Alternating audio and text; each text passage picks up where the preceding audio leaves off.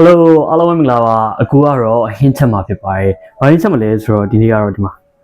ရွှေဖြုံသီးလေးရယ်ဒီကကြက်သားလေးရယ်ကိုရောပြီးတော့ချက်မယ်ပြီးတော့ဒါ broccoli ပါဒါပန်းပွင့်စိမ်းကိုကြော်မယ်။ကဲအဲ့ဆိုဟင်းချက်ဖို့အရင်ဆုံးပြင်လိုက်ပါဦးမယ်။ဒါကတော့ဒီရွှေဖြုံသီးကတော့ဒီတစ်စိတ်ကို13925ကျပ်ပါဒီ VNM ငွေနဲ့ဆိုရင်ရွှေဖြုံသီးကိုသူကအခွန်မခွာခင်မှာကျွန်တော်ဒီကအစေတွေကိုအရင်ဆုံးထုတ်လိုက်ပါ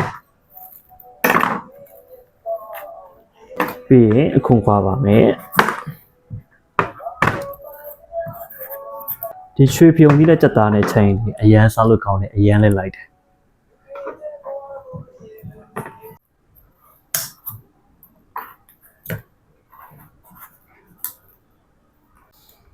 ဒါကတော့ရွှေဖြုံကြီးကိုခွန်ခွာပြသွားပြီဆိုတော့အတုံးလေးပပလီပါမယ်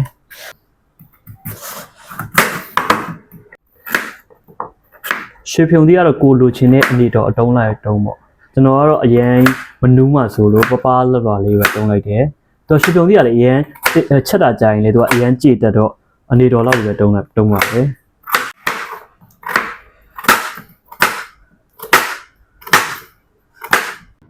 ကဲကိုကတော့ရွှေဖြုံသီးကိုအတုံးသေးသေးလီးသွားပြီဆိုတော့ကျွန်တော်ဒီ broccoli လေးကိုလီးပါမယ် broccoli ကတော့လေစားတင်တယ်ပေါ့ကျမတို့အတွက်အရန်ကောင်းတယ်ကျွန်တော်ဆိုတာအရန်ကြိုက်တယ်ဒါကျွန်တော်ရဲ့ favorite ပါပဲ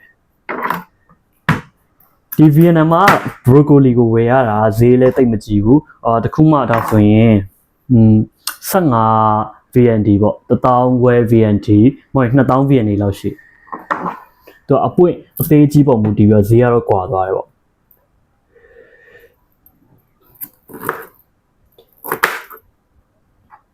ကဲကိုကတော့ broccoli လေးလှီးပြီးသွားပြီဆိုတော့ကျွန်တော်ချက်ဖို့အတွက်ကိုကြက်သွန်လေးဂျင်းလေးကြက်သွန်ကြွေခွာပါမယ်ဒါကတော့ကြက်သွန်ဒီပါဒီ Vietnam မှာကတော့ဒီကြက်သွန်ဒီကိုများသောအားဖြင့်စားတယ်ပေါ့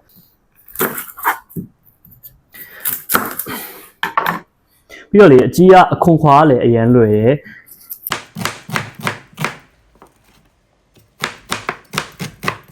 ဂျင်းလေးကိုအခွန်နှွာမယ်ဒီမှာလေကိုယ်တိုင်ချက်စားမယ်ဆိုရင်လေတော်တော်လေးအဆင်ပြေတယ်ကျွန်တော်တို့ပုံမှန်ချက်နေကြဟင်းခတ်အမွေကြိုင်တွေရောအတီးရွက်တွေရောအကုန်ရတယ်ဆိုတော့ပို့ပြီးတော့လွယ်ကူတာပေါ့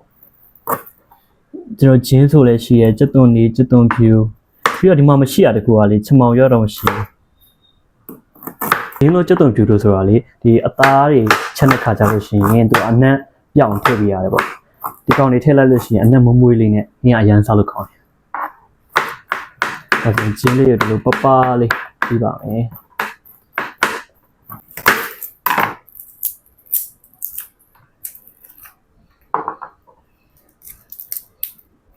ချစ်တော်နေကိုလည်းဒီလိုမျိုးလေးပပလေးပြီးလိုက်ပေါ့တေးတေးလေးကဲအခုဆိုရင်ဒီနေ့ချက်ဖို့အတွက်ကိုရွှေဖြုံသီးရဲ့ကြက်သားလေးရဲ့ပြီးတော့ပန်းပွင့်စိမ်း broccoli ရဲ့ကြောဖို့အတွက်ကိုအားလုံးပြင်ဆင်ပြီးပါပြီကဲအဲ့ဆိုချက်လိုက်အောင်ဆက်ကြည့်ပြပါဦးကဲကိုကတော့စပြီးတော့ချက်ပါမယ်စပြီးချက်မယ်ဆိုတော့ပထမဦးဆုံးစီထည့်မယ်စီရတော့လေကျွန်တော်အများကြီးသုံးတော့မကောင်းဆိုတော့နည်းလောက်ပဲသုံးပေါ့ထည့်မယ်ထည့်လိုက်ပါမယ်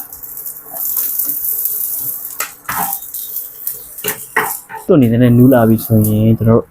စီကိုတက်ဖို့တက်ကိုအယောင်တင်မှုငဲငယ်ထည့်ပါ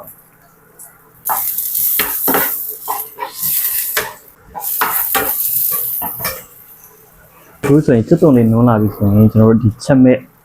ကြက်သားကိုထည့်ပါမယ်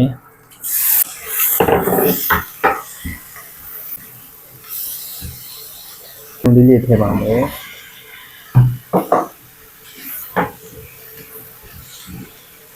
တုံးလုံးထည့်ပြီးသွားပြီဆိုတော့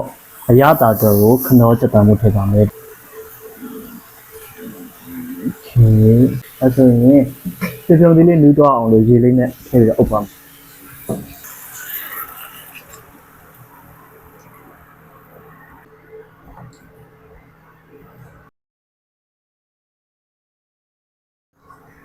ဒါတော့ရွှေဖြုံသီးလည်းနူးသွားပြီဆိုတော့ရွှေဖြုံသီးကြက်သားဟင်းရပါပြီ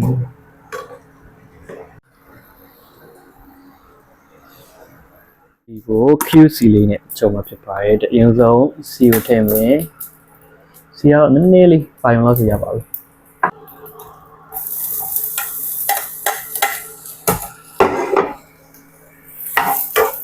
ဘရိုကိုလီလေးထည့်လိုက်ပါမယ်QC ကိုအပေါ်ကနေထည့်မယ်အိုးအဲ့ဆိုရင်ကျွန်တော်ဒီတမအောင်ကျော်လိုက်ပါမယ်ကျင်းမရကြီးကသူကထည့်လိုက်ပြီဆိုအရန်မှုေးပါတယ်စားလို့ရန်ကောင်း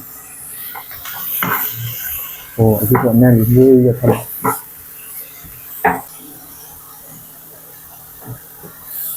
အောင်မှုေးလိုက်မယ်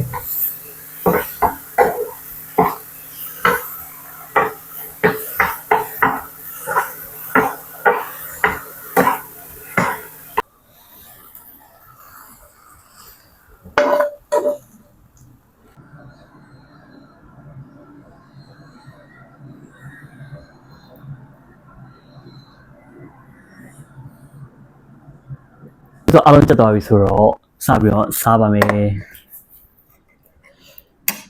ဒါကတော့ရွှေဖျုံသီးနဲ့ကြက်သားဟင်းပါ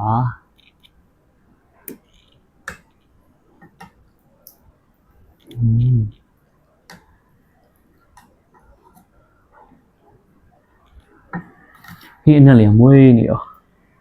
ကဲဒီရွှေဖျုံသီးနဲ့ကြက်သားဟင်းကိုအရင်ဆုံးမြည်ကြည့်မယ်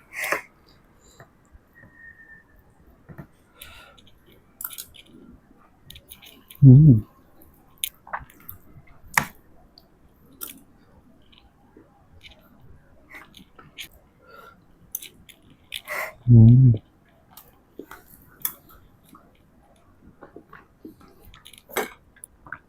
ပန်းပွင့်စင်းလေး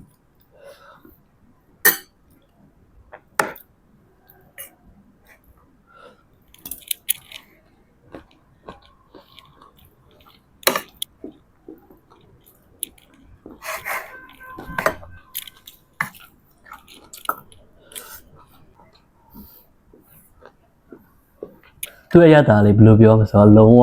ကိုရှယ်ပါပဲအရန်စားလို့ခေါင်းပါတယ်